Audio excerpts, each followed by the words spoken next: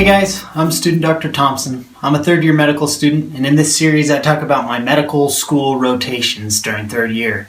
And this one, I'm here to talk about psychiatry. 5 things that I liked, some things I didn't like, and some must-have resources for doing well on the shelf exam. So first of all, what's the difference between psychiatry and psychology? In a nutshell, psychiatrists go to medical school and then they do 4 years of residency and can prescribe medications. Psychologists will get a PhD or P_s_y_D, and then they can do pretty much the same thing without the prescribing of the medications. And now there's probably some major differences that I'm leaving behind, but I know the lines between their roles kind of overlap to some degree.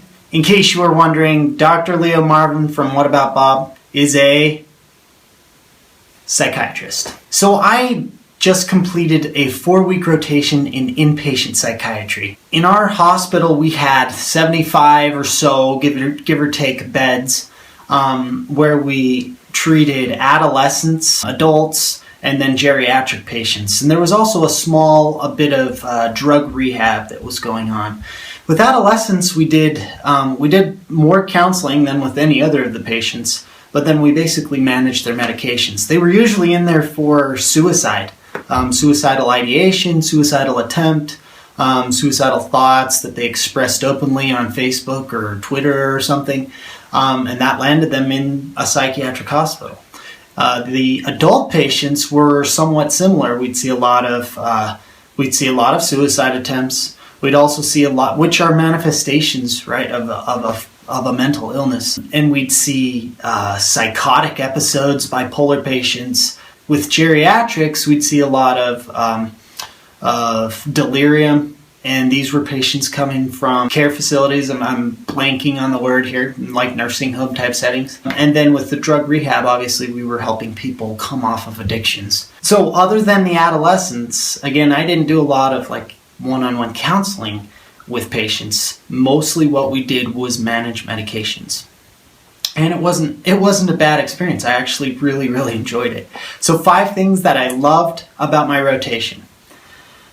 Number 1, each provider, each physician, mid-level that I worked with spent time actively trying to recruit me to their profession. Number 2, I literally saw patients come in as crazy man and walk out as a completely normal, functioning member of society. Number 3, my psychiatry rotation had the best hours of any rotation so far. And that's probably why med students have dubbed it the psycation, because it's almost like a vacation. It's really nice to get home every day at 3 o'clock or 1 o'clock or sometimes noon. Number 4, the scope, the specialization of it, for me, I felt like it was very manageable, especially as a student. The diagnoses, the medications, the team that I would work with, I felt like it was all very manageable. Like I could master this. Number 5, I liked this rotation because I could see myself enjoying great pay,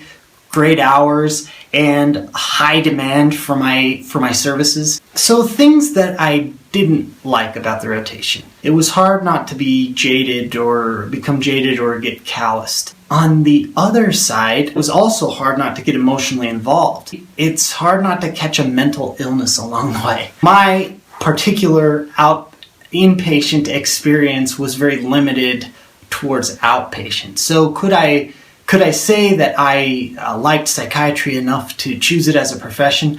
Not yet. I didn't get any outpatient exposure.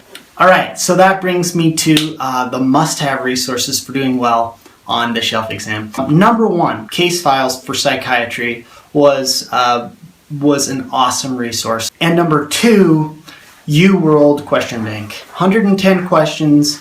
If you go through case files in UWorld, I think you'll be adequately prepared. I also do admit to a third resource that I used, which was a part of the program, Doctors in Training, DIT. They have a crash course, and in it has 5 high-yield 10-minute videos of things that you might see on the shelf exam. In the end, guys, I hope you enjoy your psychiatry rotation as much as I did. I hope you use those 2 resources that I mentioned and possibly the DIT as a third, and I know you'll do well on your shelf exam. And finally, I'd like to leave you with some Freudian message. So, neurologists build castles in the sky, psychotics live in them, and psychiatrists collect the rent. Thanks for watching, guys. See you later.